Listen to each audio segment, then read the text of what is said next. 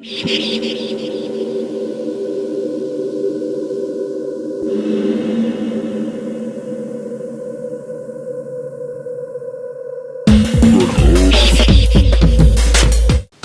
cool. I don't know where we're going to start. That's up to you. I don't know. Well, okay. How long have we known each other now? That's a good question. Yeah. When did we meet? Because what I remember was that conversation we had when you interviewed me for Rave Report, right? Mm-hmm. And then we discussed a whole bunch of like subjects because I was in my garden in Crystal Palace. That's right. Yeah. And that's you used this word, you revealed. Yeah. You confessed to came out. You came out to being a woman of Jewish origin. Yeah. Right. And obviously I had no idea. And, you know, then we had this whole discussion and it sort of like led on and there was all the, you know, a little bit like how me and the Booty got chatting, you know, over the Wiley thing and over the, you know, like different aspects of stuff. And I think that's where I learnt from you about how, you know, after the Second World War, and I know we're jumping straight into it, but you know, out of the Second World War, you know, the Jewish community, when they went to America, they started getting certain industries, and that's why, you know, we have the situation that we have now. And that was the first time anyone had actually ever explained that shit to me, right? And it was enlightening. I was so grateful to know that, and then coupled with the conversation I had with Benny and with Booty and everything else, and obviously they have different sort of takes on things.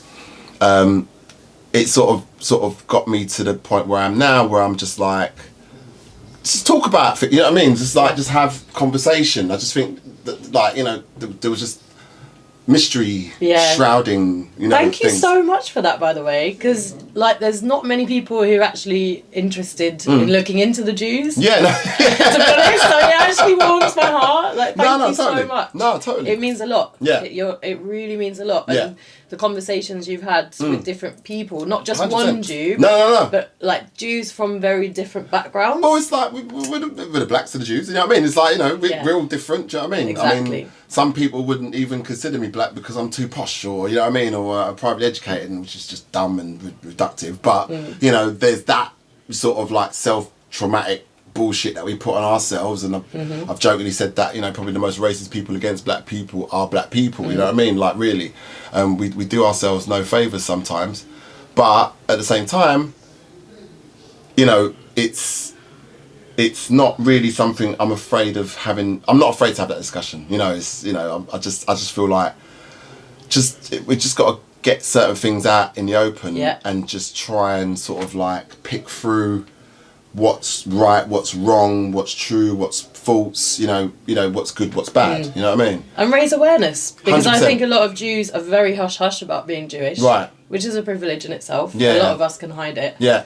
So the fact that we do hide it means that we're othering ourselves even more. Right. And we're making our, you know, people, we can be quite exclusive sometimes.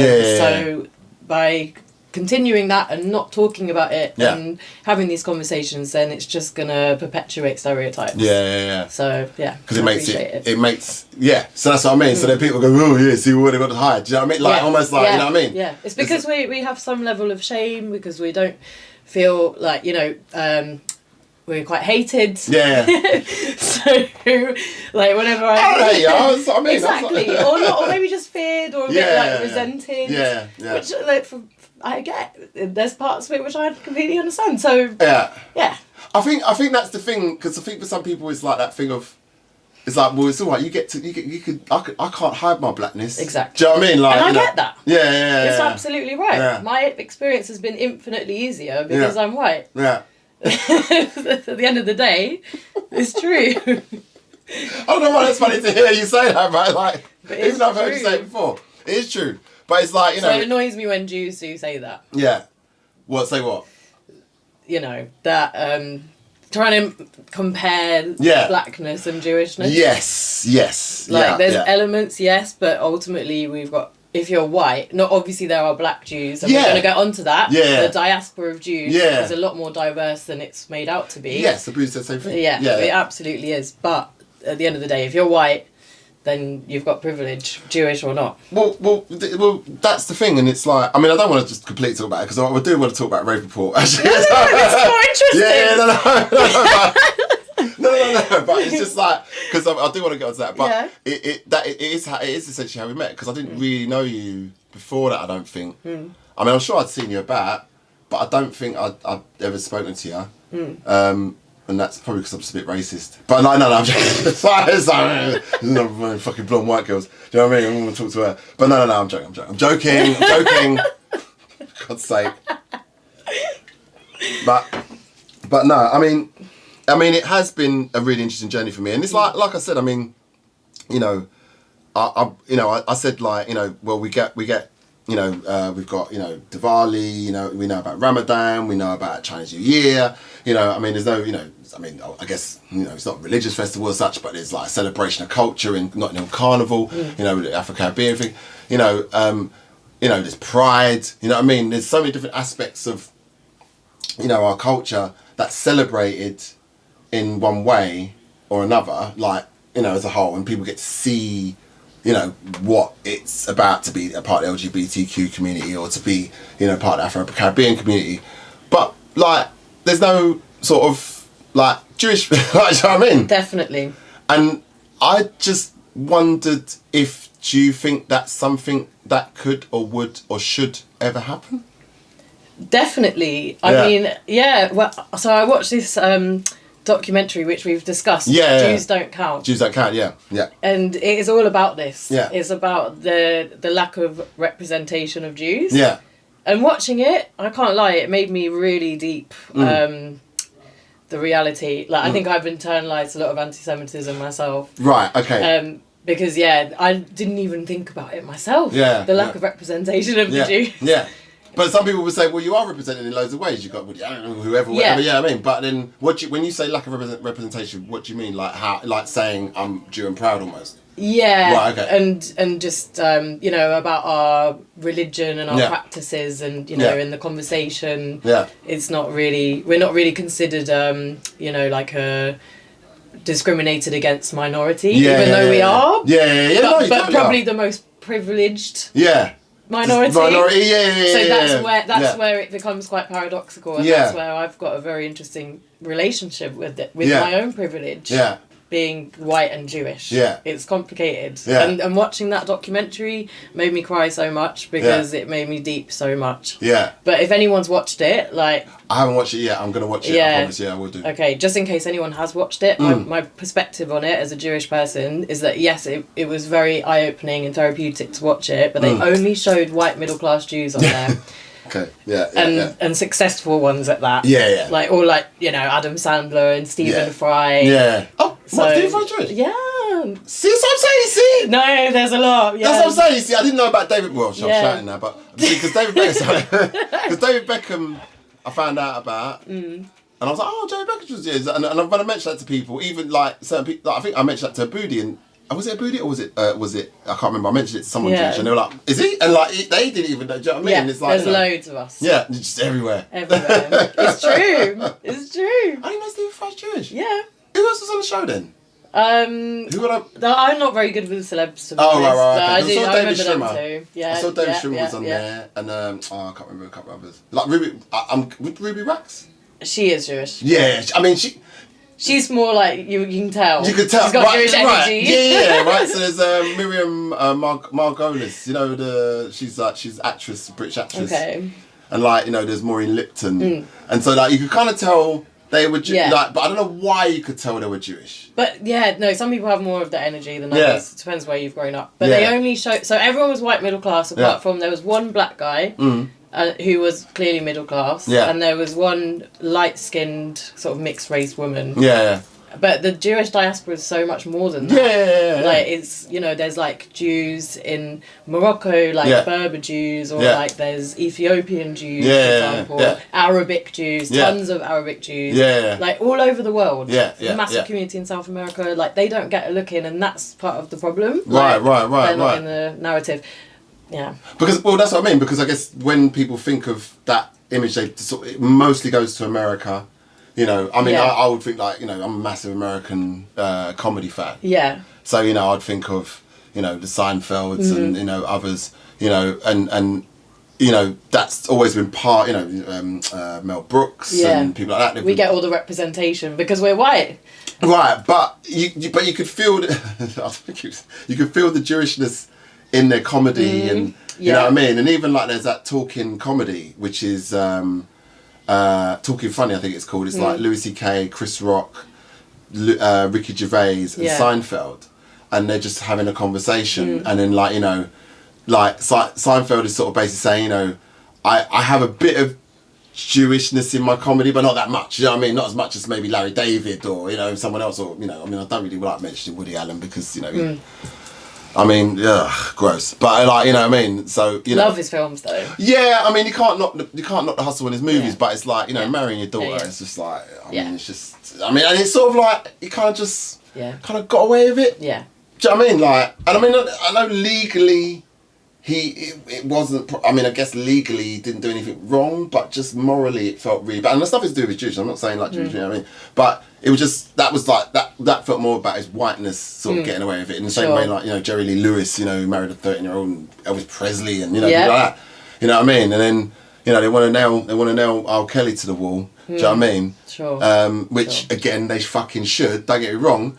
But it's just like, you know, it seems like one rule for one. Yeah. You know what I mean? See, that's the white privilege coming into play. You know, what's his name? The guy who escaped America and... what was his name again? The director. I'm not saying he's Jewish, he's just white though. But he... I thought of his name earlier on as well. It's really annoying. He did Rosemary's Baby and all that. But he, like, sort of raped a woman in America and he just fucked off back to Switzerland and then he's just, like, never returned to America again and just kind of got away with it, you know what I mean? It's just like, you know, Interpol didn't do their job there, do you know what I mean? Like, it's like, well, why don't they just go and get him? You know, it just annoyed me. And even, like, you know, Weinstein and, you know, I don't know if he ever even... Has Weinstein still seen Jail Time? I don't even think he is. I don't know, I don't follow it. But I know the story, but yeah, probably not. Whereas Cosby definitely did. You know what I mean? And I'm, you know, and I'm not, you know, I'm not, again, it's not about the Jewishness there. Yeah, I feel like it's more about the whiteness. There's the whiteness there, you know what I mean? It's not really about the Jewishness there, you know. But having said all that, it's been, I've loved it, and I'm just waiting for all my invites to the next Jewish holiday. Yes, whenever you keep hankering to come to get to. Like, I want to go, man. I want to see what it's about. Okay. Because I know, you should meet my mum. She'd love that. She'd love you. Oh, well, that's great. She'd love you so much. Well, anyone that cares about the Jews, like, we're just like, we're here for you. So let me know, like, so what would it? Sorry, excuse my ignorance, but what would it be then? Would it be Hanukkah? Well, there's all kinds of celebrations. Well, that's what I'm trying to find out. But you can come every Friday. I mean, there's like, right, okay. And I grew up. Yeah. Like, by the way, like, so you know my Jewishness. So like, I grew up going to synagogue. Right.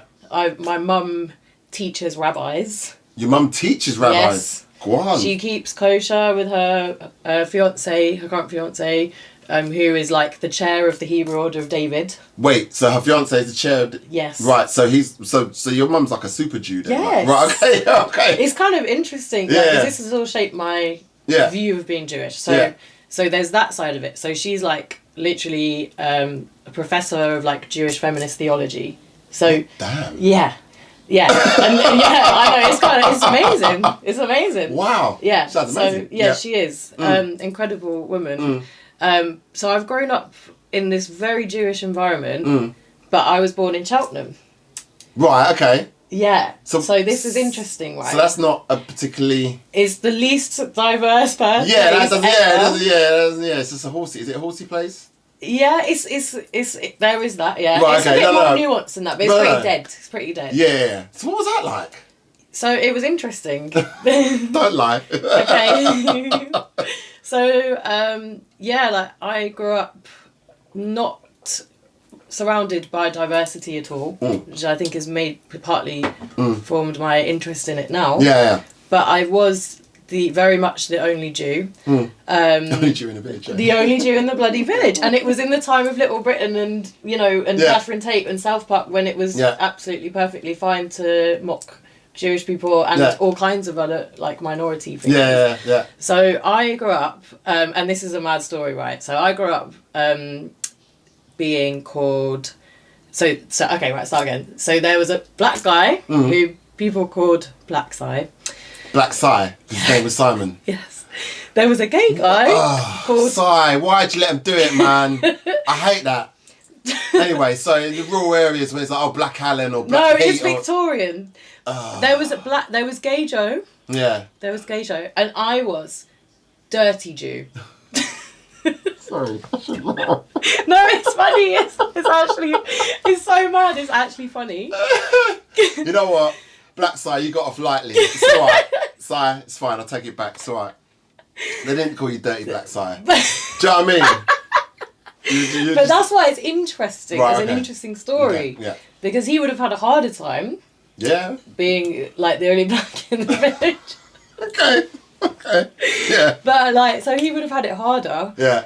But they didn't dare call him Dirty Black Si. No. So yeah. Because there's sort of like it's weird. There's sort of like it's sort of like acceptable levels of racism, right? With certain things, like with ginger. I've noticed with ginger people, like there's just shout out Voice MC. I love you, but like you know what I mean. It's like no, because he was talking about. I remember I love him to bits, and I'd love him to come on, but he doesn't really want to come. He doesn't like being interviewed. Okay. But he as a ginger man, you know what I mean. He just gets a whirl of abuse. Sure. But, yeah. Do you know what I mean? Yeah. Because you know, he's a redhead. It's like yeah. What? How is that okay? It's definitely, just not okay. It's but definitely not okay. Because he's white and stuff, like... It's sort of like, you kind of go, well, he's kind of just whatever. But but I think it depends on what country you're in. Because he got it. Mm-hmm. And he explained that he used to get it. But I remember going with him to Latvia. And he was like, Jesus out there, man. It's like Jesus. Because he was just everyone was just like, oh, you know what I mean? It was swooning over him. And it was like, so he was like, yeah, I might stay out here, bruv. Do you know what I mean? I was like, all of a sudden, you know what I mean? So I think it just depends, you know what I mean, where you are. It's like, being a black British guy in America before 9/11, right? And before Idris Elba. Like, do you know what I mean? Because if you... No, oh, wait, great. where are you what do you mean? Well, because when I went to America, yeah, as soon as you opened your mouth as a black guy and an English accent came out... Okay. Mate, it's just everyone was putting it in your hands. Didn't matter what gender, you could just manipulate anyone into doing anything really, and it was great. But in 9/11 happened, and then you had fucking Idris, and he fucking ruined it. And then now we're not special anymore. It's just like, do you know what I mean? Fucked it. I fucking hate Idris Elba. I don't hate Idris Elba. He's alright, but he shouldn't have been James Bond. He can't have been Bond. But anyway, so I'm digressing. So Cheltenham, only during the village. Yes. And you were the dirty Jew. I was the dirty Jew. Right, okay. So that I grew up with for years. Yeah. Like I almost embraced it. It was like weirdly affectionate, and I sort of went along with it, and I played up to it, and I was like, yeah, we're stingy, and like it was quite fucked up. Like this is what I'm saying. Like it's quite deep. So like it's been quite therapeutic to prepare for this talk because it's made me actually realise a lot of this stuff that I've just sort of buried. So there's that element of my identity, but then what else? So I've also with my serious note. No, it's fine. That bit is funny, but so my family are not Holocaust survivors, right? Okay. And that's really important to mention because I have not inherited that trauma, right? Whereas some of your other Jewish friends might have, and like growing up in Jewish communities, mine was very different. So like. My family, on my mum's side, we're Ashkenazi Jew, which means Eastern European. Right, okay. And like we came over from Russia, like a part of Russia, which is now Ukraine, but it was Russia at the time. We escaped persecution just before the turn of the 20th century. Right. We came to Brick Lane, to those like townhouses when they were slums. Yeah. And my family was like in a room, like, and it had to like share one room between a lot of people, and then we worked our way up and we become middle class Jews because we were in the UK. The UK fought off the Nazis, so we did not have fascism like other countries in Europe. So therefore the fact that I'm not a child of an immigrant, like our ancestors are immigrants, but my mother and her mother were not immigrants, like that has shaped our experience. Your mum was born here as well? Yeah. Right. Yeah, we're like Anglo Jews, so like that has very much shaped our experience. Right. I've got other friends who have their parents have come over from other parts of Eastern Europe, like just after the Holocaust, and they have had a lot more inherited trauma. So that's just, that's just all I'm trying to do here is just show how my experience of being Jewish is very different to others. Yeah. And how that shaped my views, and also, as I mentioned before, probably meant that I have internalized quite a lot of anti-Semitism because of where I grew up in Cheltenham. So when you say internalize it, it means you just sort of just almost took it on board, like, and just sort of like... Yeah. And I do have quite a lot of criticisms of the Jewish religion, which I don't want to say on air, because I don't want to, actually reinforce anything. Yeah. But, like, with Israel, for example, I've got a complicated relationship with it, and it's only really since, like I said, preparing for this talk that it's made me look into a lot of things and just deep it more. So it's been very therapeutic. Well. Thank you. Thank you, Chris. Sorry about that. No, it's great. It's actually really... I've got a complicated relationship because, obviously, as you know, like, most of my friends these days are in the black community. Yeah. So I've got a different perspective to a lot of other Jews as well. And that's made me more hyper aware of my privilege and where I come from. So, it's just made me... I was kind of like brushing my Jewishness under the carpet and just thinking about my whiteness, when actually it's like I've kind of forgotten about the Jewish side of it and how significant that actually is. It is. And why that's shaping my experience and my interest in other cultures and wanting to write about it. I'm always writing and talking about other cultures, but I always hide my own. Yeah. So this is why it's been quite important to me to have this conversation. Yeah. And sort of come out as Jewish. Do you know what I mean? Because I was joking with Benny B, because I was like, can we have like a, Jews for Jungle? I don't know. That sounds terrible. It doesn't sound sexy though, does it? It doesn't sound sexy at all. I'm sure there's probably a spin on it that we could do, but something, I've got Black Jungle Alliance. You know what I mean? There's 50. I'm not saying you have to do it Jewish per se, but I don't know. It just feels like and it's like I've said this to both Aboudi and Benny. Like, I sometimes feel like you guys should be like, yeah, I'm Jewish and what? Do you know what I mean? Like, you know what I mean? That's what I want to do. Yeah. Say it with my chest. Yeah, say it with your chest. Say it with your chest. Do you know what I mean? Like, because it's like, it feels like that if that happened more, then maybe more people would be aware and care about it, because they'll just know, that maybe someone next to them is that, and then they'll just, they won't just come out with shit so easy. So it's like, some of my white male friends who have dated, women from, outside, like women of colour, for example. Without naming names, a very, very well-known producer in the scene. His wife is essentially Pakistani. Okay. And I remember him telling me how, because of how he looks as well, he's very blue-eyed and he had experiences where, he'd be around certain kind of other white man and they'll be talking about Pakis and whatever, and it's like, well, you know what I mean? He'd have to check people and sort of say, no, my girlfriend's fucking, what are you doing?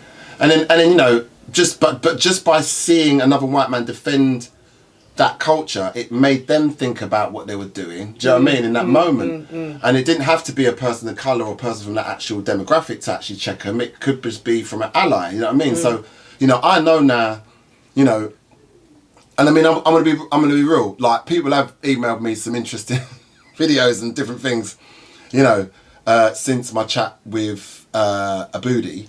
Can I just say, shout out to both of you for having that chat? Shout out Aboudi. We've been still continue today. Yeah. I love him. Yeah, it was amazing. Because it was very brave. He was saying an unpopular opinion, and I respect it. I really respect it. So shout out. He's really about it, and he's very much about his faith, and I really respect him for his faith and his dedication and his view. And that's the thing. I don't necessarily agree with all of it, but I respect it. You respect it, and you don't. That's the thing. And it aligns more with like my family's view, actually. Right. Okay. I could relate to what he was saying. Yeah. So I rate it. And that's the thing, we're missing that a little bit from society. I think now it's got to a point where as soon as someone hears something about you, they hear that one piece, they hear that one factor, and they just build all this other stuff in with it. You know what I mean? So my classic one was sort of confessing to watching a Joe Rogan podcast. You know, and I was on Bumble and women just suddenly deleted me because, you know what I mean? It's like, whoa. You know, it's like, well, hold on a minute. So and this is a woman of colour she did, you know, I was telling you, and she's a woman of colour, she just said, oh, would you support racism? And delete. And it's like, okay, well, he's said problematic things, definitely, and he's admitted to it, and he's owned up to it, and and he's apologised. And we all got time to grow. We all say stupid things, and I'm not going to defend him saying what he said, but I will support him in his attempt to grow and change. And I think you know, everyone keeps telling me, you know, certain organisations within our scene have been trying and have been learning and have been ning and all these ning words. Yeah. So I'm supposed to just be like, cool, apparently now. But it's cool. I don't see any fucking change. But, you know, but they're all right. But, like, I can't, like, watch Joe Rogan, apparently. And it's just a bit weird. And, like, you know, artists, people I respect, you know, sort of lost respect for me because they heard that about me. And it's like, it's a bit weird because of what they do then. They just build in all this stuff. And, like, you know, if you say, for example, I don't, you know, I mean, this is what we're going for a bit of chat. But if you say, for example, you know, you're not sure if you're on, so for example, if you're not on board with the idea of abortion, right? Okay. Say, for example, right? Yeah. Okay, now I know it's problematic. Well, I know it's problematic for me potentially to say that as a man. I don't really think that, I think that it should be available. I think it should happen, but I just don't like this idea where people are trying to say that a fetus is not a baby. I just don't like where they're trying to sort of like make this differentiation. I think if you leave that fetus, it's going to become a baby. That's all I'm saying. But I've said that to friends of mine and they've immediately called me a Republican. And I'm like, what? Wow. A Trump supporter. I'm like, wait, hold on a minute. No. It should be available. Women should be able to have abortions. I'm just saying that. But I'm just saying, can we not say that a fetus is not a baby? I'll just say, can we not say that? I just feel a bit weird saying that. Yeah. You know what I mean? As a father, as seeing my son as a fetus, you know, and then now he's 11 years old and running around and beating me at Fortnite and stuff. You know, I just feel like we can't, you know, but I get why someone would hear me say this now and think that I'm some sort of Christian nutjob that doesn't want, you know, like a rape victim to be able to get an abortion when she needs one. Of course she should be able to get one. I'm not against the idea of women being able to have one. Yeah. But can we just stop this idea where we're trying to sort of like make out like a fetus isn't a potential person? Do you know what I mean? It's just weird to me. It's weird. It's not That's all deep. I'm saying. It's not even that deep. I don't think it's really that complicated. I don't know Esteban, idiots. People are going to think, because he's been arguing with me for 2 years. Like, and he's got 3 kids, and it's like, bruv, like, come on, man. Do you know what I mean? But anyway, each to their own. Each their own. It's not that deep. I don't really care. I still love him. I still love him. I don't it don't care matter. whether it's. But he's called me a Trump supporter, like because you know, because. Okay. Do you know what I mean? I'm like, what are you talking about, bruv? I'm just saying. It just don't make sense to me to be able to say it's a potential, it's a potential life. That's all I'm saying. Doesn't make me Ben Shapiro. I'm not saying, you know, I want to stop everyone to do it, but I'm just saying, can we just stop saying it's not? Anyway, whatever. So, and this is the thing, we sort of got to this point now where, you know, well, it's like what I said, you say one thing and everyone builds in a bunch of other stuff next to it and then you're immediately cast out and the conversation stops. Yeah. And I just think like, I should be able to disagree with a fundamental point with someone and still be their friend. Like, you know, I live here with Dave, subject 13. He's a man of God. I am not. Like, you know, there's things that I do in my life that he fundamentally, I mean, you know, to use his term, thinks it's demonic, right? But we still live together and he's one of my closest friends. And, you know, I really value that because it shows that there's a level of nuance and intelligence to him and who he is. And I think by having certain types of conversations, he's learned, I've learned, and we've both benefited. There you go. Rather than just sort of go, no, fuck yeah, I'm just going to just, like, do you know what I mean? That's it, I'm done with you. And away you go. So sometimes you've got to do the ugly work and have that. You got to just have that tough. You've got to have that tough conversation. And sometimes it's not even that tough because the conversations we've had have never descended into any kind of like, you know, crazy name calling or anything, you know, like that. You know, it's always been respectful. You know, and like I said, there's big fundamental things that we disagree on, like really, really. But I love him to bits, and that's the same. And like Esteban, you know, I mean, we I'm joking, cussing him out, calling him out, but you know. We disagree about certain things, and you know, but we're still close friends. So I wish there was more of that. You know what I mean? Definitely agree. You know, Facts. So, let's get off that. Just for now. Yeah. Unless there was something more you wanted to say. Any more declarations you wanted to make? Any more declarations? I think that's it. I think just before we move on, just want to thank you again for like opening this conversation up. Is huge. It's really big. And to anyone who's still like listening, I would just say like speak to as many different Jews as possible. Because that is my view. That's my experience. That's what I try to do. Yeah. Same with you always say like have as many black friends as possible. It's right though because I've get got a Jew friend. This is it. Get a Jew friend. There's one right here if you want one. No, you don't want that. You don't want that. Yeah. No, you don't want that. Yeah, Jewish friend, I should say. Jewish friend sounds a bit weird. Yeah. See what? Yeah, that's a funny one. Louis C.K. brought that joke up. He sort of said like how the word Jew can be an insult. An insult, but also just a classification. But you just got to put a bit of stink on it, and then it's all of a sudden it's an insult. You know what I mean? But anyway, Louis C.K. does it better than I do.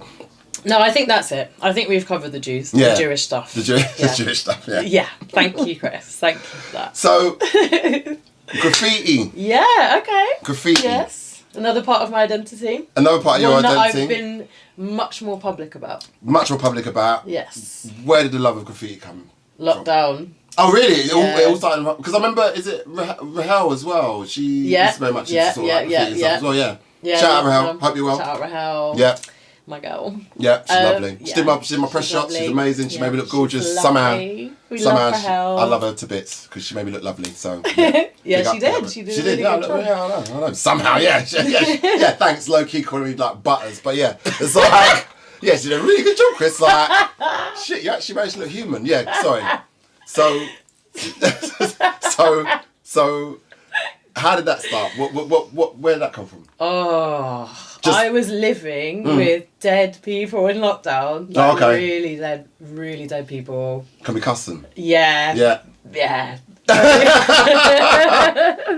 Very different values. To give you an example, they had a calendar of the Queen in the kitchen. Ooh, okay. Yeah, like weird. Okay. Yeah, very different. You know, each their own. I know there's some pretty strong royalists around, but okay.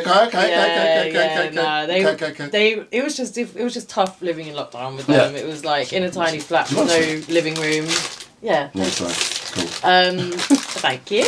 And I just needed something underground. I needed a release. I started off doing it illegally. Yeah. Just bought a pen, did some shit tags, just about, and it just gave me so much thrill to do it in lockdown. Okay. Like just to get out there and just be rebellious, just like feel a sense of freedom and feel something, like feel some adrenaline. Yeah. So you were like you're sneaking around like in broad daylight. I was so. Oh, you weren't doing the real graffiti shit like at night. No, but I did. You built up. But I was just doing it on my own. And no one was encouraging me. I was absolutely crap. Oh my god, my early stuff was looks like a child did it. So it's a lot harder than it looks. Yeah, it's very difficult. It's like doing DJing or skateboarding 100%. Or anything you've got to learn from 10,000 hours, yep. Exactly, yeah. So I was just doing weird, crappy childlike tags. Some of which are still there, which is embarrassing. Can you say what your tag is? Are you allowed to say? Or was that I mean, I started off, it was a bit shit. It was Stay Fresh. That's a bit shit, sorry. It was, it was shit. Yeah, but it was fun. It was fun to just tag it up. And I've been on a journey with it, and I don't do it illegally anymore. Right. Since getting more in the scene, I've seen how people get arrested, people get put in prison, get in court. Yeah. And I've got too much to lose. I'm a professional woman, do you know what I mean? So there was a story about... Sorry, you just made me think of something. Yeah. There was an artist on Good Looking Records called Rantoul from Newcastle. Have you heard the story? No. I believe... Please someone confirm or deny if this is true, because this is what I heard secondhand. I don't know if it's true. But I heard he went away for graffiti. Probably. He was Rantoul. If you look him up, he's an incredible artist, a good looking record. He made some amazing tunes in that sort of 98, 99 era. There was that sort of late, very techie kind of sound that good looking started bringing in. And he made some brilliant stuff. And, apparently he went away for graffiti. Yeah, it happens all the time. Yeah. Most graffiti 18 months, have done time. Yeah, 18 months. Or been to court. Yeah. Or died. What? Yeah, on the Oh no, yeah, on tracks, yeah, getting killed in that. You know what I mean? It's and actually deep. Yeah, because I guess a lot of artists probably do get die for. Well, I guess you know, you don't want the artists to die for their art, but you know, I guess we do. We do. You know, I mean, I probably would. Do you know what I mean? Like, you know, would I die for jungle? Probably. Yeah, but like, I don't know if I mean, what was great during the Skibbity celebrations, shall we say, of his life, they did some beautiful murals down at Crystal Palace. They did. I saw. Shout out Voice MC again for getting that organised. Yeah, the Ginger Jesus. Oh. Yeah, I know. But and that was amazing to see because he got like it was funny. He was comparing the 4 graffiti artists to like the sort of like the generation above, you know, of DJs, you know, the sort of thing. It's like, well, that's the Groove Rider, and he's the, you know what I mean? It was quite funny how he was doing it. But I really can't remember their names, so I'm really sorry about that. But my sort of introduction, weirdly, to graffiti was through a producer who used to produce for Madonna. Okay. Jelly Bean. All right. So, I'm showing me age there now. So, on his album, on the Jelly Bean album, he had loads of graffiti, you know, in the New York. He's from New York, right? Latin American, I think he was. He's from New York. He's a massive graffiti artist. But then he had like all the sort of code, the slang words for all the different things they would do on the back of one of the albums. And I remember reading all that stuff and seeing all that. And then I grew up in Crofton Park, Brockley, South East London, around there. And there was a guy called Known. Okay. Who was like really, really well known. You know what I mean? And he famously did a piece of Bob Marley next to Crofton Park. It was Bob Marley. Yeah, next to Crofton Park train station. It was there for years until it got gentrified, and now it's like there's mums with prams fucking sitting around there. But and I think they got another sort of like. So it wasn't. It was a street artist. It wasn't a graffiti artist. You know what I mean? It was like, you know, probably someone from some, you know, from some posh, you know, like school or something who did the picture. Yeah. So it looks very good, but it just doesn't have that same earthiness to it. But graffiti was always around. It's always part of like the hip hop culture for me. But it's not something I would ever kind of like go out and do. I mean, why do you think people, you know, risk their lives and, you know, time, you know, freedom? Okay, this is my view. I think the graffiti scene is traditionally, the illegal graffiti scene is actually very toxic. Okay. It's majority a bunch of like white guys who do it. So that's here, right? In London. I can only talk about London. Yeah. Very different around the world. Yeah, very I think so. But in London, it's about getting your name up. Yeah. So it's actually quite a lot about ego. Yeah. And competition. Yeah. It's a sport. Right. It's a competitive sport. So it's about getting your name in the highest points as possible. Which I respect. I love it. I follow it. I watch all the shutters and I see all the beef. Like, I love watching it. Yeah.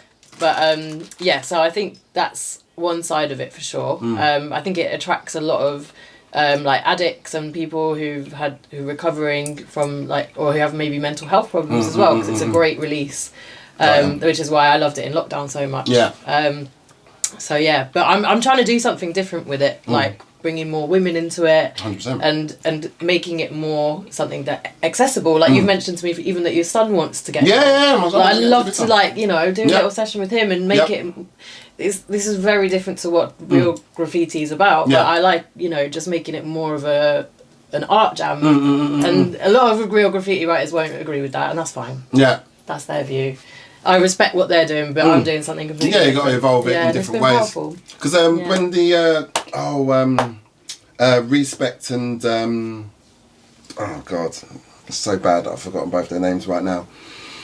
The Devon Road Kenny? Yeah, Kenny, sorry, thank you. Kenny and Ree. Yeah. When they did their music for Minds at Fox and Firkin, there was a guy there who was doing sort of like graffiti workshop, and Jake just fell in love with it. Yeah. I've forgotten your name, mate, I'm really sorry, but you were amazing. You gave Jake a whole bunch of paints, and I think like his mum took him off him, hid him in a garage very quickly because she didn't want him sort of like painting the walls at their house in Hertfordshire.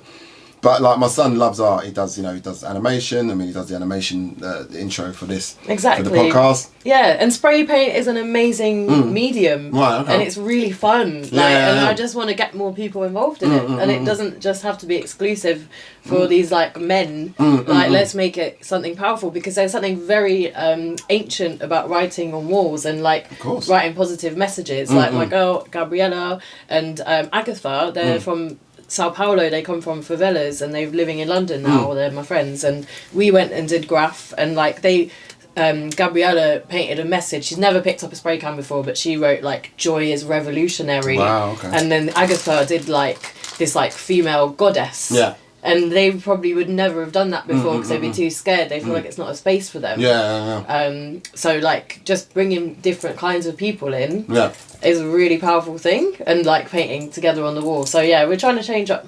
I'm trying to change it up. Have you been to Berlin? Yeah. There's a park there that has like that massive long space where it's a free. Oh yeah, free wall. Yeah. See, I do all those things in London, but I'd love to go and do it in Berlin. Yeah, it was really cool to see, because Jake came with me, and obviously we walked up this hill. I forgot the name of the park. Deanna, shout out to you.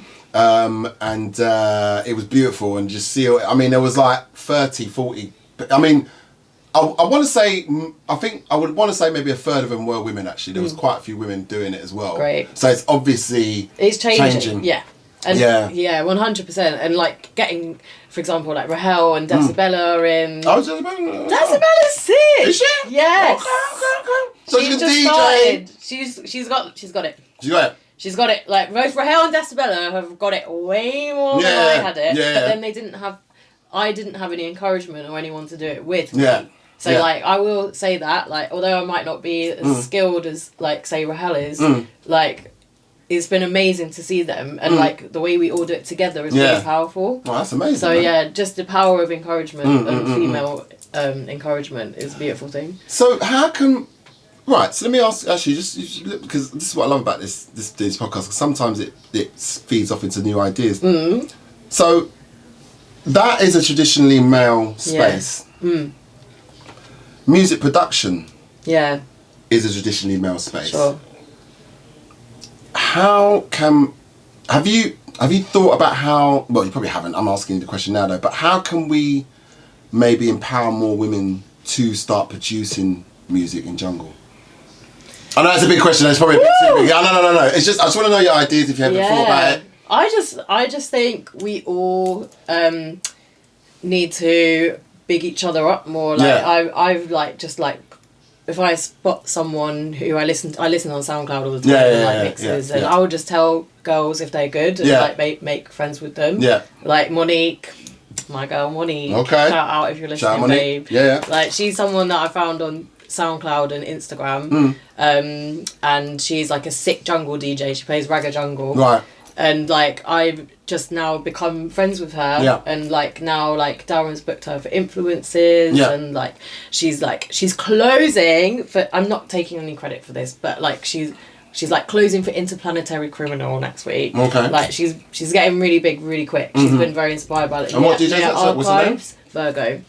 Yeah. But I know that we've definitely. But that's a DJ, because there's a lot of things. There is, but she's also producing. Ah, brilliant. And she's studying music, but like just. I know for sure that like, and she would agree, like, you know, our friendship has inspired both of us, because we inspire each other and we encourage each other, and I'm always commenting on her mixes, and I booked her for my event as well. Oh, fantastic. And like I just think like if you can kind of like EQ50 are good at doing this, 100%. Like recruiting people. Yeah, shout out EQ50. Yeah, shout out EQ50 and just like mentoring and just like bringing people in and using your connections in a positive way to bring people up. Yeah. And Monique's talented, like she would have this anyway, but I know that, you know, I've introduced her to Stretch, she sent her records, like things like that. It just makes a really big difference if we can all use our own connections a bit more. Okay. Well, I'm aware of her now, so put me in touch. She's amazing. Yeah, she's amazing. That'd be great. Yeah, I'd love to meet her. Maybe get her on the get up here, let's find out. Because I mean, can I ask how old she is? She's 21. See, that's what it's about. That's what I mean. We need it to be. Yeah. You know, can't just be fucking old grumpy cunts like me. It's got to be. We've always old but not obsolete. You know what I mean? But you know, we need more encouragement for our younger. Yeah, it's encouragement. Brothers and I sisters. think it's that. Yeah. That's it. It's the word encouragement. Because when you're young and a bit younger, you know, encouragement goes a really long way. Yeah, it does. Yeah. I mean, I've seen that with, you know, we had Evan, Daniel's on here, you know, Red X, and I mean, you know, it's so pleasing to see him, you know, push and progress and just know that, you know, he's still relatively young. There's so much time he's got to develop and grow, and he's already so talented. And there's, you know, some of the artists I know, you know, all under sort of about 30, they're producing and making some amazing music right now. And I really hate, you know, I've said this before, you know, I dislike that sort of lack of support. My peer group, or, you know, maybe not so much my peer group, but some of the older lot, you know, sort of like kind of dispel, you know, disregard the younger junglists who are coming down and coming out, and not really giving them any support or proper support. It's just not. Oh, it annoys me. It really does. I'm trying not to rant, but like, you know what I mean. It just really irritates me. We just got to show some support, and like, it's something that I need to try and sort of do more of. I don't think I've really been doing enough to support the younger cats. Yes, come on. So there you go. So, Rave Report. Yeah. Why is it called that? And what was where did the idea for it come from? Okay, so it's called Rave Report because I was at a rave and someone came up with the idea of Rave Report. Right. In a rave, which is the perfect place. The idea started because I just had a really hard breakup. Okay. And I was on a glow up. Right, you said that before. I know. Why do I always glow up after breakups? What's the glow up? What's the glow up? It's because basically I was. Is that when you get your hair did and stuff? Yeah, but also more like inner glow as well as outer glow. Okay. But yeah, I don't know. Like I it was a difficult relationship towards the end, and my energy was vibes. So I just come out of and I just felt like amazing because I was like free and like. He was a lovely guy, in case he's listening, but like it wasn't. It was just it needed to end. Right, okay. It needed to end. So this was in 2019, and I was just my energy was on point, and I was connecting with a lot of people in a friendship way on dance floors, and I connected with this Saudi girl in London. Who on a dance floor, she had some beautiful moves, and she told me all about the jazz scene in Saudi Arabia, and I was like, "There's a jazz scene!" And she challenged my whole view of what Saudis are. Yeah. And she was like proper like underground and indie and like liberal and just like normal, and like, do you know what I mean? But we all have an idea. So yeah, there was her, and then there was this brother and sister from Mumbai, and they were telling me about the warehouse raves out there and squat parties and stuff like that. What? Exactly. Oh, actually, I saw that report. Yeah, ages ago. That was one of my early ones. One of the first ones. Yeah. I just wanted to tell their stories. Yeah. Okay. That also, I wanted to get into content and journalism. So I just thought I'll start my own thing. So I did. And it's always sort of a perspective of sort of rave culture in other places, sort of thing. Is that kind of primarily the edict? Yeah, but also the local scene as well. Right, okay. Yeah, supporting all of you lot and like, you know, our lot, I should say, because our scene. Yeah, our scene. You lot. Yeah. The blacks and the Jews again. No. I know, when I said it, I was like, I didn't mean it like that. What are you talking about? You lot. You know what I mean? Yeah. Right, okay. All right. Right. Just come on bed and just cuss me in my face. Right. That came out all wrong. All your lot, you know what I mean? All your... Fucking hell, mate. Alright, no, it's alright, it's okay. It's alright, it's fine, it's fine. You're going to quote me on that. Yeah, it's like, you lot. Yeah, you don't need to get out of our scene. No, it's fine. Come over here, fucking taking our jungle. But anyway, so, so when you're reporting on us lot, like, you know, you said something. I hope you don't mind me checking you on this. Go on. No, I'm not checking you. I'm not checking you. Just, but you know, not cool. I don't know what the word. I don't know what I'm doing.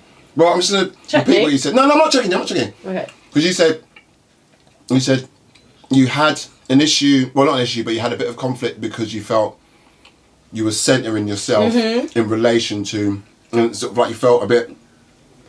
Sort of not funny, but like conflicted about being a white woman kind of reporting this stuff. I kind of wondered why you said that, because, you know, no one else was doing it. So, like...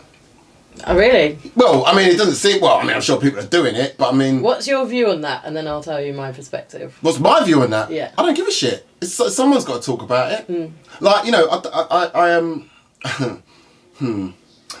I dated this woman a few years ago after Helen died, and she was writing a thesis on dubstep and grime. And it was quite a substantial thesis. I don't ever know if she actually finished it, to be honest, because we broke up before she got a chance to do it. But she was quite... She wasn't quite as... She was quite sort of like, well, you know, all of the sort of like intellectual writing on most subcultures or underground cultures tend to be done by white people. Yeah. Right? And she said, like, you know, she doesn't like that, but if she doesn't do it, she's not seeing anyone else necessarily talking about it, which is why I think, you know, Julia Toppin, shout out Julia, is so important, because I love her to bits. Like, she's a god Great to me. Woman. She's a goddess, because she, you know, sort of probably. I mean, you know, and please correct me. Please add more names in the description, in the comments of other women doing this, or other people. Sorry, writing of colour, writing about this stuff. But you know, she was very adamant to make sure that she was going to be, you know, a sort of like black intellectual who was writing about underground culture. Yeah. And you know, I think I think I'm sort of of the opinion someone needs to do it.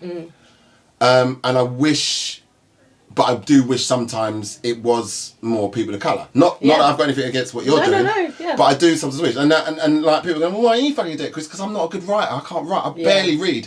Like, I'm a comic fan. I do graphic novels. You know what I mean? So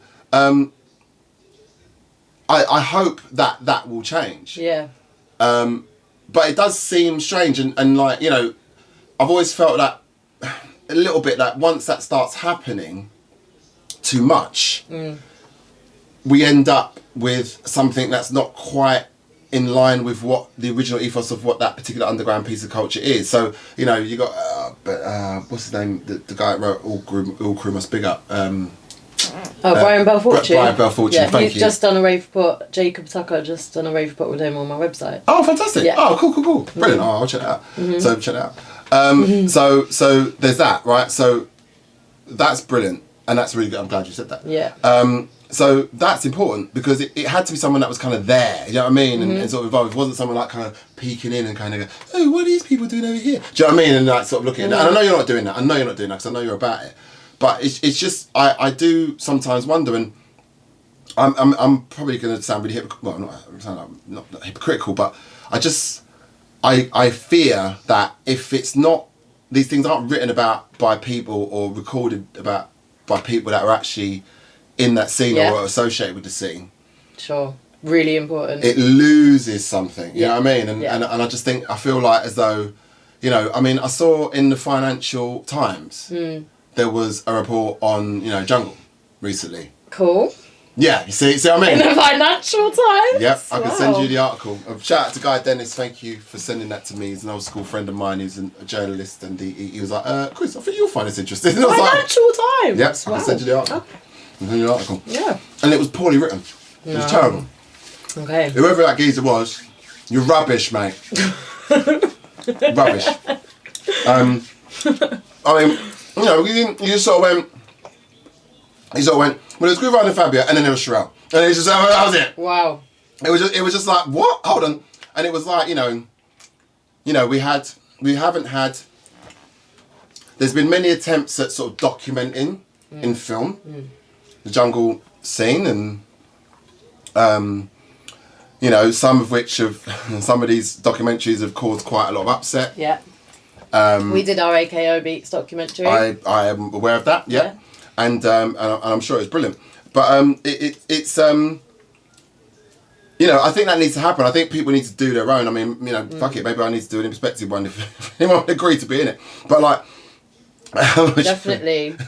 But you know, someone needs to do a reinforced one, someone needs to do a V one, because I think what people try to do, they try to kind of go drum and bass and then try to put it all in an hour, and it's like, you know, not naming any names, UKF, but anyway, but you know, was it UKF or was it Drum and Bass Arena? It was Drum and Bass Arena, wasn't it? Was it DMB? The documentary was Drum and Bass Arena, wasn't it? Yeah, that was, sorry guys, you missed, like, it was terrible, and we all know it was terrible, and even the guys that made it was terrible, and I don't want to slag them off, but it was just so disrespectful. That should have been like a 20-part, you know what I mean, thing, but they just sort of went, again, a little bit like versus Brian G, and then there was Dimension. Do you know what I mean? It was just, you know, it's just this whole thing to get to the point of drum and bass that they understand. And it's like, if you're not going to do, just do a fucking documentary about Dimension then. Do you know what I mean? Like, if that's what you really want to do, don't bother putting the rest of the stuff. Yeah. So that kind of sort of, as I say, it irritates me, but it saddens me. It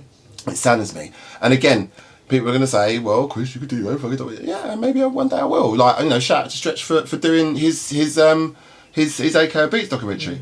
And, you know, I think someone should do something about, you know, Dexter and Lewis. You know what I mean? Yeah. Like, you know, because their contribution to the scene has been massive. You know, there's many people in the scene that need to be kind of lauded and documented. Yeah. I mean, do you know how we did it? It was in lockdown. Just messaged people, said, can you send me answers to these questions? Yeah.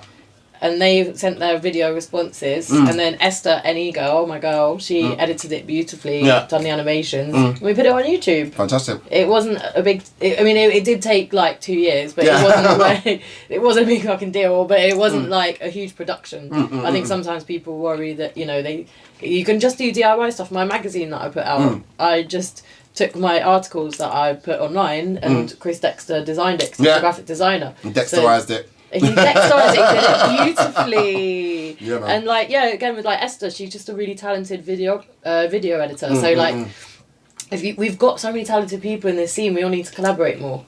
So 100%. like, it's just that simple. Like, people are too scared to put stuff out there and to like do things. But if you just go for it, well, that's why I'm doing this podcast. Yeah, but you had a question exactly. Yeah. Exactly, and I rate it. Well, thank you very much. I rate it. I love the podcast. Cheers, thank you. What were you going to say? You were asking me about me like feeling weird about. Sorry, yeah. Shit, I fucking digressed, didn't I? Yeah. Sorry, I started ranting about fucking thing. Yeah, so. Yeah, I don't think you should. Well, basically, I wasn't really going to ask you. I was just going to basically tell you didn't need to worry because ultimately, I'm glad someone's doing it, and it's for the right reasons. It doesn't feel like. I mean, you know, I know it's not. That culture vulture, you know what I mean? I don't feel like there's a culture vulture element. I know there's not a culture vulture element to it, and you know, maybe it's just because I know you personally, so I've benefited from getting to no one's ever accused me of that. No, exactly, and I've never really felt that. You know what I mean? I've never had any bad feedback. From No, which is amazing. Yeah. Nothing, no backlash. No. It's not. I've never felt that, and I'll be disappointed in anyone that sort of suggested it. Yeah, no one has. You know what I mean? Because, you know, it's important. I think people need to know about the different aspects of where rave culture's gone, because ultimately, you know, not to get all patriotic, but like, you know, it's still very much, it's very much a British thing. I mean, I still feel like drum and bass jungle, you know, is one of the greatest British exports, you know, of the last 100 years. Like, if you think about it, what else has come out of this country? You know, rock and roll, okay, we'll give you that. But apart from that, you know what I mean? It's jungle drum and bass. Because everything else came from America. Jungle, drum and bass, garage, grime, dubstep. Yeah, but garage technically is American, in my opinion. Okay. Because that's derivative of house, which is, and again, I would argue, dubstep is derivative of dub, which comes from Jamaica. Right. Do you know what I mean? Okay. You know what I mean? Like, that's just my opinion. Yeah. Please feel free to comment if you feel differently. But I feel that, you know, even though dubstep was born here, I get it, and you know, and it was, I think originally it was called Croydon Techno, wasn't it? And you know, because it was obviously come out of one record shop almost. You know what I mean? It's all them guys that had Black that mass. Black Sheep. Shout. Is that what it's called? Something like that. No. Something like that. Andy Scopes, rest in peace. What was it called again? The record shop. Oh fuck. I'm gonna have to again. Yeah. Every time I do this, I forget something off the moment, and then someone watches it and goes, "You mean fucking blah blah blah?" Yeah. That's the one. Thank you. Yeah. Do you know what I mean? Put it in the comments. Yeah, put it in the comments because I've forgotten what it's called. But yeah, it was originally called Croydon Techno. Okay. The Guardian did an article. No way. About Scream, Benga, Walsh, Mala, Koki, all the guys, and then like DMZ and all that sort of stuff. And it was it was called Croydon Techno. Wow. Which then became Does It. Yeah. And I got a shout at Neil Schulerman, who rest in peace. He unfortunately passed away a long time ago. He was the guy that told me about dubstep. Like, I'm talking 4 or 5 years before anyone else was talking about it. And we attempted at In Perspective to do a dubstep label called Imprint. Is it? Yeah, and the first release was Benga and Walsh. It got to promo. We TP'd it, but then he passed away. Okay. So we never actually got to put it out. But yeah, that was very sad. But nevertheless, it sort of, so that label sort of died with him really, because I didn't feel confident enough to carry it on because I didn't have any knowledge of it, and you know, sort of like pushed on with In Perspective. But you know, rest in peace, Neil. But it's something that I've always sort of admired the scene. I've always loved, you know, what it's become, and I love that it's sort of got a resurgence now. People are sort of getting back into it again. I think it got a bit of a bad rep for a while. Very much so, yeah. You know, that's sort of like, I mean, I like the end type stuff. You know, I didn't mind like some of that screechy stuff. Helen was a big fan of it. Sorry, do you want another sweet? I see you looking at my sweets. Go on then. Yeah. But I think now it's sort of evolved into something, you know. I mean, I saw some footage of Mala playing in, I think it was Germany somewhere or something like that. He played some wicked sounding tune, you know what I mean? It's still that typical, you know, that dubstep sound, but it was like, it was dubstep 6.0, you know what I mean? So, long may that continue. But for me, jungle drum and bass has always been kind of quintessentially British. Even though it's taken from everywhere, it's still something that's sort of been sort of exported around the world. But so what do you want to do with the Rave Report? I mean, do you just want to just keep doing the zine? You know, what's your plans? What's your long-term plans? Yeah, well, it's actually, I do. It's actually really interesting that you raised the point about me. You don't see it as an issue of me being the centre of the narrative. I've sort of, I don't know, I still feel a little uncomfortable being the centre of the narrative, like being this white woman. So, like, I don't know, I appreciate what you said. But I don't know, I think my plan is to actually decentralise myself a bit and make it more about community. Okay. So just like getting more like up and coming journalists in, like, you know, doing more behind the scenes to bridge culture is like, I think I've benefited from like being like a white blonde woman and like putting my face on the front of it. It's helped it grow. It does, like they blatantly sold copies of the magazine, you know what I mean? Like having me and Esther's face on it. So like you know, but I think I'm now that I've used that to get where I am, I think I'm gonna like, well, a bit. Sorry. Women like we have a superpower. No, yeah. Like a bit of femininity. 100%. No, I'm reminded. I keep thinking of Eddie Murphy jokes because he's talking about if you looked in the dictionary and put white woman, you had a picture of Brooke Shields going like this. He was like the whitest woman in America. He described as anyway. Sorry, carry on. Sorry, I don't know why it popped into my head. Okay. Carry on. Shut up, Chris. Yeah. Where was I? You and Esther. Yeah. You know, like just making me part of the brand.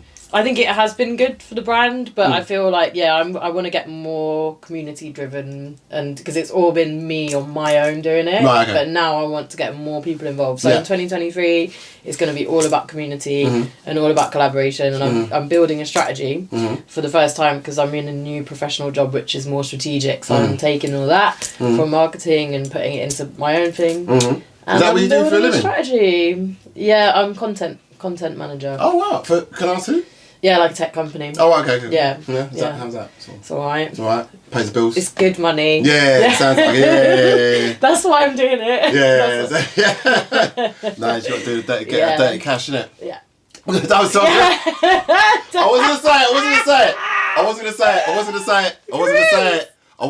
it. But you put that foot in my head. I wasn't gonna say it. I wasn't going to say it. I didn't want to give you PTSD, do you know what I mean? Thanks. But I wasn't going to say it. Yeah, no, but you no, don't do that. It's Don't okay. do that. I don't mind. No, I'm not. I find it funny. Well, look, there's my internalised anti-Semitism again. Like, haha, I find it funny. Oh God. But no, I know. Yeah, it's fine. Fuck's sake. It's okay. All right, cool. Yeah. So, fucking hell. Jesus Christ. This is all. That's what I mean. There's no alcohol involved in this edition either. No, I've only got a chocolate milkshake. She's got chocolate milk. She's got chocolate milk, and I've got some you've sweets. got pop and sweets. I've got sweets and sugar. Just bad sugar. Yeah. Yeah. Sorry, babe. I can't give up smoking and weed and sugar. Like, do you know what I mean? I've got to keep with one of them for now. But well, I've really enjoyed this. Yeah, I know. I've loved this conversation, Chris. It's been really, really good. It's been great. It's been Thank lovely you. to have you. It's been therapeutic. Has it really? Genuinely. Okay, well I'll send you the bill. Like, do you know what I mean? No, but doing the prep, doing the work. I've actually written a blog. Yeah. In preparation, which I've missed out quite a few points. I'm reflecting from our chat. Some points, but like I might publish it. I might not. But okay, it's like, I mean, did you want to bring anything? I mean, is there anything? I mean, I know it's sort of going backwards and going forwards, but we'll finish it there. But I might publish it. But it's like it's about my Jewish identity and my whiteness and some of the paradoxes of privilege being a white Jewish person. So yeah, I might publish it because there are points that I've missed, and that article that I've written covers all of it. So and what was the name of the documentary again? The AKO one? No. I'm sorry. Oh no, yes, there is the AKO one. Yeah. Sorry, tell people the name. Irrelevant. No. It's called Jews Don't Count. Jews Don't Count. That's not the name of the AKO documentary. Okay, it's called Jews Don't Count. Like, as far as I know, David doesn't have a problem with the Jews per se. But like, no, he does not. He doesn't have a problem with them at all. What am I saying? But what the actual fuck? But no, so Jews Don't Count. It's David Baddiel, isn't it? Yeah. It's on Channel 4, but watch with caution because it does not represent the whole diaspora of Jews. Yeah. But it is enlightening. Even if I disagree with quite a lot of it, it's definitely made me deep a lot of things. Do you know any black Jews? I mean, like, do you know any black Jews here? Nah. Right. That's what I mean. So it is a minority, but it is a minority, but yeah. Yeah, but apparently to local reports we're gaining on the whiteys after the latest census. Have you not seen? We're up to black Afro-Caribbean, we're up to 4.2%. Whee! Whee! Let's finish it there. Yeah. No mention of how many Jews there are though, interestingly enough, but there you go. You know what I mean? But there you go. Well, thank you very much. Thank you. I'm going to give you the full handshake. Full handshake. Thank you, Chris. All the best. Thanks so much, guys. See you in the next one. Cheers.